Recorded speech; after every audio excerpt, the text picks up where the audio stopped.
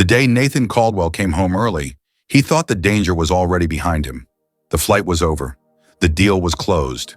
The house was supposed to be safe. But in one silent second, everything he believed about love, loyalty, and family collapsed. A woman he barely noticed covered his mouth. A child he thought he protected was being quietly erased. And the person he trusted most was planning it all while smiling in the next room. What Nathan overheard that afternoon didn't just change his life. It forced him to decide who truly belonged in his home and who never did. The key turned in the lock at 2 in the afternoon. Nathan Caldwell expected noise, footsteps, laughter. Maybe Madison calling out from the kitchen, asking how the flight went. He had landed early, survived a brutal board meeting in New York, and all he wanted was a hot shower and to hold his son for a moment, just long enough to remind himself why he kept everything else running. Instead, the North Shore mansion greeted him with silence, the kind that felt staged. Nathan stepped inside, the heavy front door closing behind him with a muted thud. Marble floors, white walls, everything polished to perfection. He set his leather briefcase down. It hit the floor with a dull, expensive sound. He inhaled, already shaping Madison's name on his tongue. It never came out. A blur of gray rushed at him. Not a scream, not a warning. Hands. Rough, shaking hands slammed against his chest. Then one flew up and covered his mouth hard enough to sting. Nathan froze, every instinct screaming to react, to grab, to shove. "Please," a voice breathed against his ear. "Don't say anything." Chloe Bennett, the housekeeper, the woman who usually kept her eyes down, who moved through the house like a shadow with a mop and a basket of folded towels. Now her eyes were wide, wet with terror, her palm pressed tight over his mouth, her body blocking his from the hallway. Nathan's heart hammered. He reached for her wrist, ready to pull her off, fury already rising. Then he followed her gaze, down the hall, to the crack of light beneath the door of the home office. A voice drifted through, calm, feminine, beautiful, Madison's. "I already told you, Brianna," she said, laughing softly. "Don't be dramatic. This isn't cruelty. It's logistics." Nathan stopped fighting. Chloe didn't move her hand. She only shook her head, barely, begging him to listen. Madison's heels clicked across the office floor. Papers rustled. Her voice sharpened. "He thinks he loves the kid because he's all that's left of Hannah. Grief does that. But once I give him a child that's actually mine, ours, we won't need Noah anymore." The words didn't land. They detonated. Nathan's stomach dropped so fast he thought he might vomit. Cold sweat broke across his neck. Chloe felt his breath hitch under her palm. "I'll tell him I'm exhausted," Madison continued easily. "That the pregnancy requires rest. My mother's already on board. We send Noah to Savannah for the summer. A visit. You know how that goes. Summers turn into years. She gets a nice little allowance. Everyone feels generous, and my house gets clean." A pause, then, flat and dismissive. "I'm not raising another woman's dead child." Nathan closed his eyes. The pain wasn't metaphorical. It was physical, like something sharp carving through his chest.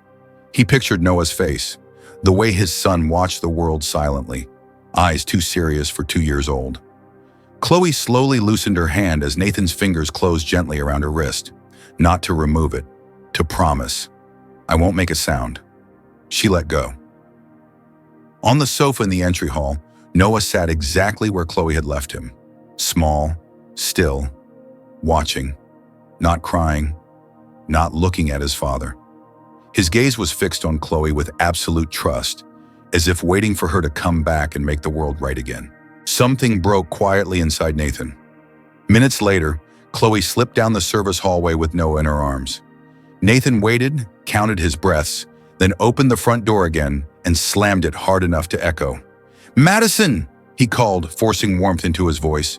"I'm home!" She appeared instantly, radiant in silk and red lipstick, her smile flawless. She kissed him quickly, already talking about dinner plans, about how exhausting the day had been. Nathan kissed her back. It felt like biting aluminum.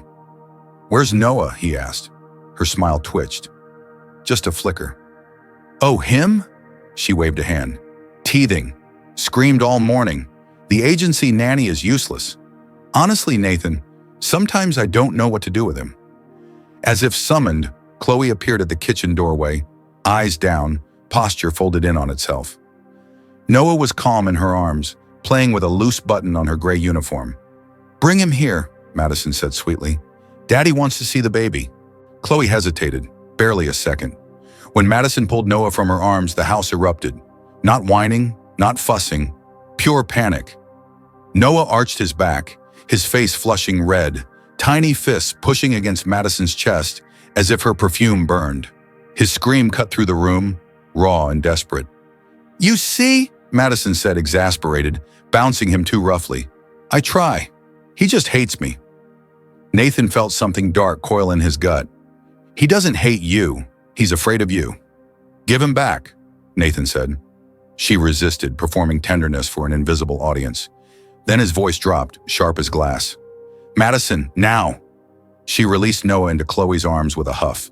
The transformation was instant. Noah's sobs broke off mid-breath. He clutched Chloe's uniform, buried his face into her neck, his breathing syncing with hers as if he'd found solid ground after freefall. Chloe didn't rock him, didn't sing. She simply held him.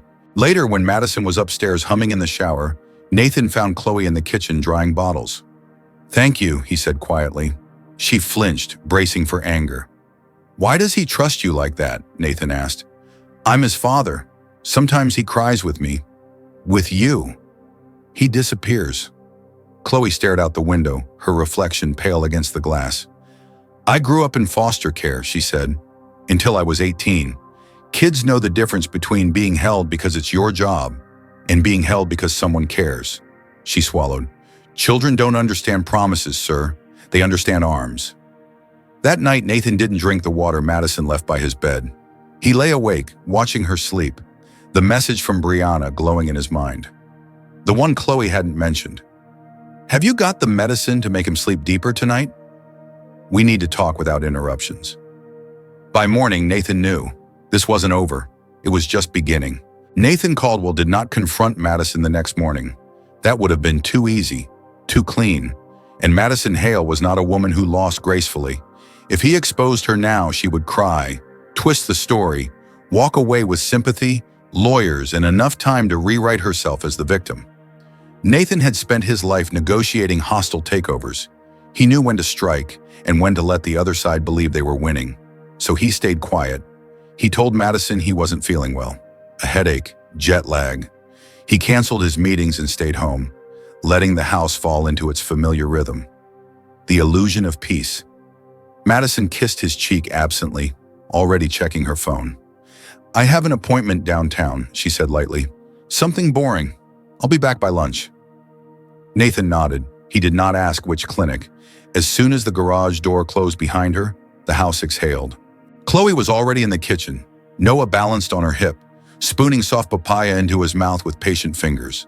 The boy wore a ridiculous teddy bear pajama set. He babbled quietly, pointing at the blue pattern on the plate, waiting for her reaction. She gave it, a smile, a whisper, a nod as if his discovery mattered. Nathan stood in the doorway longer than he meant to. He had missed this. Not one moment. All of it. "I'm the one who's never here," he said finally. Chloe startled but didn't turn. "He always wakes up early," she said. "He listens for footsteps." Nathan sat at the table. For the first time in years, he felt like a guest in his own home. They didn't speak again until the official nanny arrived at 9. Crisp uniform, tight smile, eyes already bored. Chloe stepped back immediately, slipping into invisibility. Noah noticed. His shoulders slumped. His babbling stopped. Nathan saw everything. By noon, his lawyer called. The truth came in pieces like glass clicking into place. Madison's father had not died wealthy. He had died buried in debt, creditors, bad investments, a family estate in Savannah hanging by a thread. The mother's sudden interest in Noah wasn't affection. It was arithmetic. Nathan stared at the wall calendar. Christmas circled in red. 60 days. Madison came home glowing. She floated through the living room on her phone, voice low and triumphant. Nathan watched from the upper hallway as she leaned over the travel crib, adjusted her hair using the glass reflection, and walked away without touching the child inside. Minutes later, Chloe entered the frame of the security monitor. She set down a basket of clean laundry, saw Noah awake, and her entire posture softened. She picked him up, showed him the birds outside the window. Noah laughed, a sound Nathan hadn't heard in weeks. Something inside him cracked. That evening, Madison cornered Chloe in the kitchen. Nathan heard everything. "Those toys are going to the basement," Madison snapped.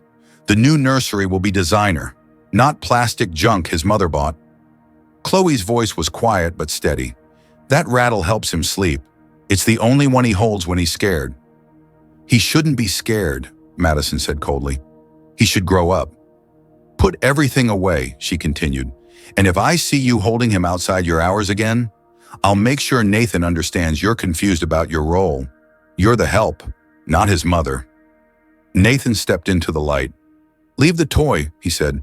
Madison jumped, instantly smiling. "Oh, Nathan, I was just explaining." "I said leave them." He turned to Chloe. "Tomorrow, pack a small bag for Noah and one for yourself." Silence flooded the kitchen. Madison's smile collapsed. "For what event?" "We're going to the cabin," Nathan said calmly. "You said you needed rest. I'm giving it to you." She tried to recover. "I'll come too." "No," he replied. "You have appointments." The panic in her eyes was brief but unmistakable. They left at dawn. Madison stood on the steps, clutching her handbag like armor, watching the black SUV disappear down the gated drive. She still believed she had time. At the cabin, the air changed everything. No marble, no echo, just wood, pine, quiet. Noah slept for hours in a hammock by the window, breathing deep and even. Chloe didn't know how to stop working. Nathan gently took the cloth from her hands. "You're not staff here," he said. "You're a guest." She didn't know how to accept that. That night she told him about the box, the yellow wool booties, the letter her mother had left at the shelter, the hope that someone, someday, would look at her like she mattered. Nathan listened. Really listened. For the first time in years. When the phone rang the next morning, peace shattered. Madison had arrived with a lawyer and a police officer, accusing Chloe of kidnapping. Nathan met them on the porch with documents already prepared: guardianship, medical reports, financial audits, proof of Madison's fertility consultation discussing anonymous donors. Madison unraveled in front of witnesses. When it was over, when the cars disappeared down the mountain road, Chloe collapsed onto the steps with Noah in her arms. He touched her face and babbled. "Ma," he said, not perfect, but meant.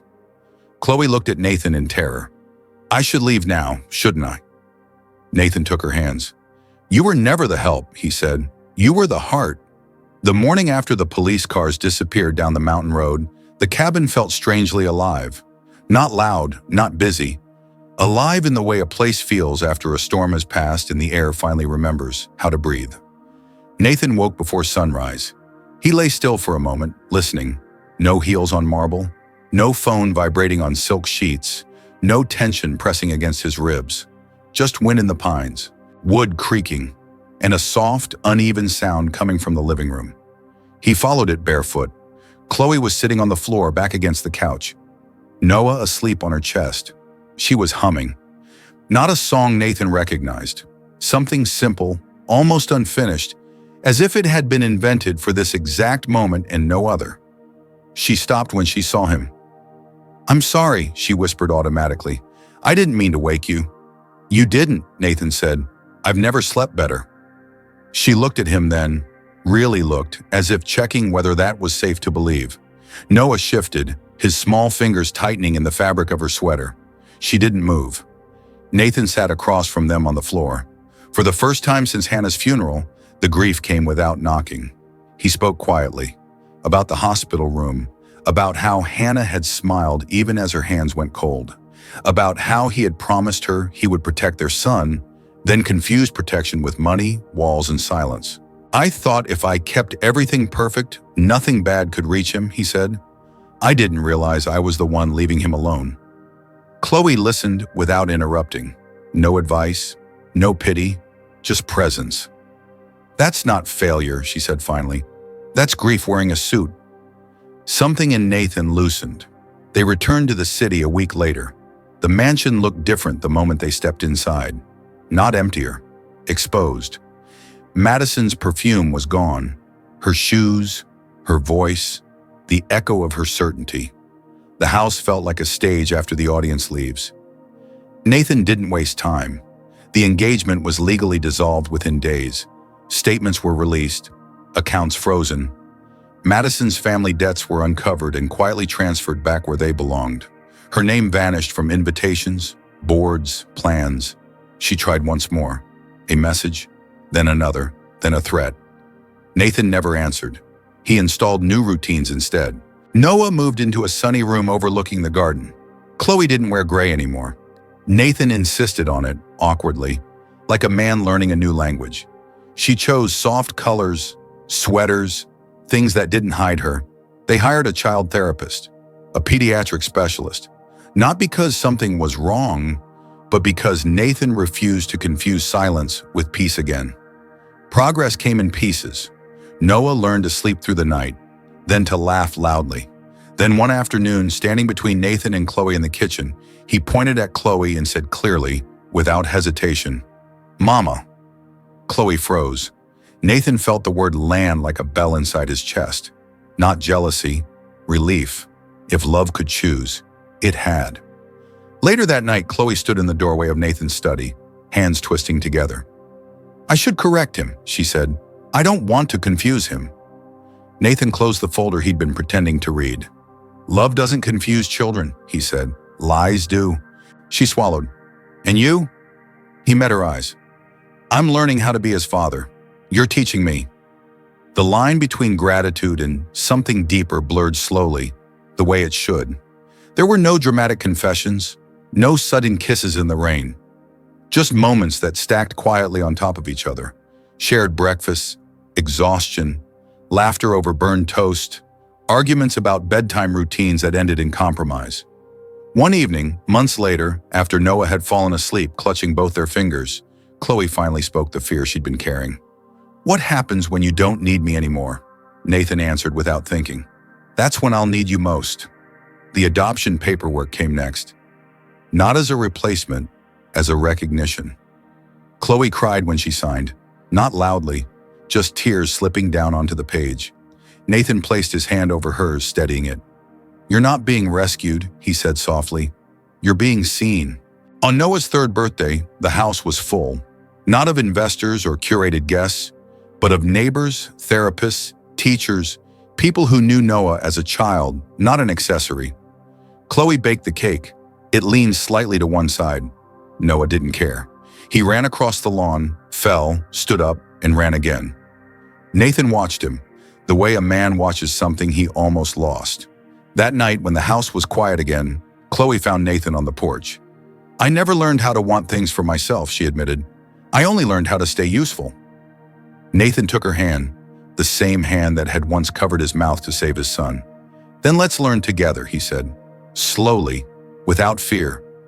Years later, people would look at photos of the Caldwell family and assume the story was simple. A wealthy man, a woman who changed his life, a child who brought them together.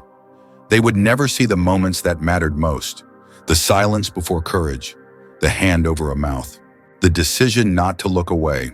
They would never know that love didn't arrive in grand gestures, but in a gray uniform standing between a child and a plan. And now, as this story comes to rest, I want to ask you honestly, do you believe Nathan truly became a father when he chose to see his son's pain? Do you think Chloe found family or finally found herself? Did this ending feel like justice to you? If this story moved you, comment 100 below. Tell me which country you're watching from. And if you believe stories like this matter, share this video with someone who needs to remember that real love is quiet but unbreakable.